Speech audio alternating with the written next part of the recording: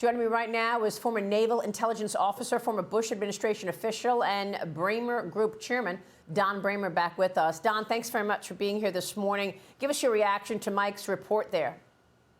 Good morning, Maria. You know, I think what we're seeing in Syria is a response that the United States has to do. You know, we have approximately 900 troops in Syria and about 2,500 U.S. troops in Iraq. And this, while some people might think that the airstrike and what's going on in Israel is related, and it could be in some ways, this is a message to Iran. The United States will protect our forces, we will protect our assets, and these airstrikes were about safeguarding and protecting American lives, which we should do at all costs. Now, right now, you see the largest naval and maritime buildup in the region in over 40 years. That is a message to Iran. Do not think about engaging. If you want to play this out through your proxies, you can do so. Your rhetoric, your propaganda, that's all you can do, and you should stay out of this. Yeah, but Don, I'm wondering if this is too little too late. I mean, let's face it, you know, we haven't even been talking about these attacks on our troops, and it's been going on for a long time. Marie, it has been, and it's about time that this administration does something. You know, I've wondered through this entire cycle, is our Pentagon and in our White House, are they on the same page? I applaud Secretary Austin and the generals and military leaders for finally standing up, taking action, and not letting political correctness, not letting the administration's panderings to its progressives and its squad, and finally protecting our country and our assets. Meanwhile, Israel launched another brief ground incursion into Gaza overnight. An Israeli Defense Forces spokesperson says that it will continue these ground raids in the coming days to prepare for the next stage of this war against Hamas and the looming ground invasion of Gaza. Don, your reaction, and what does this larger ground offensive look like in your view? Well, I think that Israel is being very well prepared and very well planned in taking its time for this invasion.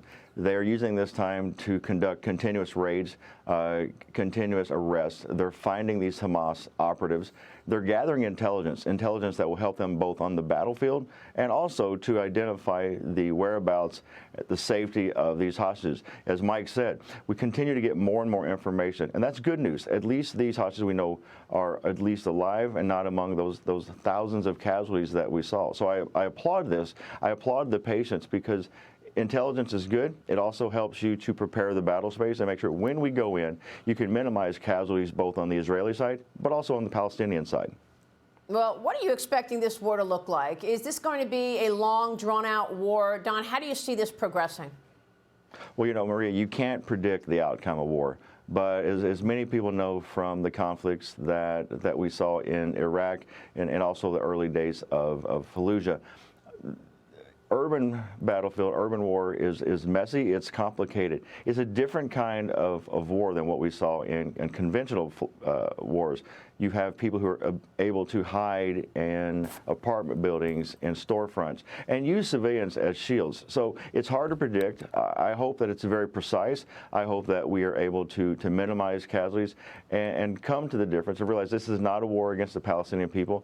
This is an effort to eliminate Hamas and maybe even free the Palestinians so that they're not under the guise of Hamas, where you've seen, you know, on one side, Israel is evacuating its citizens, and Hamas is forcing Palestinians to stay in place, to become propaganda and become casualties at war. Yeah, but I want to know what's happening with the United States and Iran. I mean, it's been trying to come up with a nuclear weapon now, and we keep hearing they're close, they're close, they're close. The foreign minister has out and out threatened the United States on American soil. He was at a speech at the United Nations yesterday, and the minister said that the U.S. would not be spared if it continues managing what the minister is calling, quote, the genocide in Palestine. Don, your reaction to what we heard from the Iranian minister yesterday? Well, in a lot of ways, we see Iranian rhetoric. It comes and goes, and this has been no different for years, and certainly not in our lifetime.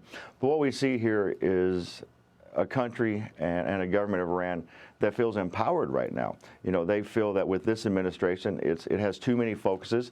It has a focus on social agendas, on progressive lifestyles, that it's not focused on national security. And you can take advantage of weakness, and I think that's what they feel they can do right now, that we're all over the place. And this is the time that if you want to build your military, and you can also, why not, ask the United States for some more money, we'll give it back to you. Yeah, but do you think that this is going to get spiraling out of control where it becomes the U.S. versus Iran? You know, I'd like to hope that cooler heads will prevail. I mean, fortunately, we are going into another election cycle. I think if there's anything that does occur that ramps this up, it'll be in the near-term future because America is looking for new leadership. We're looking for strong leadership, and hopefully it's the same kind of leadership that kept us at peace in the last administration. Well, I mean, look, for the last 2.5 years, we've been looking at an administration that has been appeasing Iran. This is no secret that Iran has been the largest state sponsor of terrorism. And yet, why did this administration weaken the sanctions, enabling them to generate billions in oil revenue, enabling them to support terrorist proxies? Well, Maria, I think this administration goes back and it holds ownership to the original Obama-Iran deal. You know, a lot of the people on that side felt this was a good deal, even though it was a very bad deal for the country. It was a very bad deal for the world.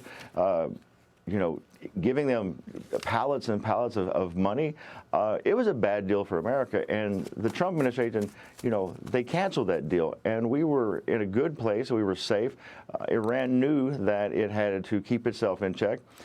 The Biden administration comes in, and all of a sudden we go backwards. We're back to the token Obama-Iran deal. We are certainly going backwards, talking about chopping off heads like ISIS did years ago. Don, we'll be watching. Thanks very much for weighing in on that. Don Bramer joining us this morning.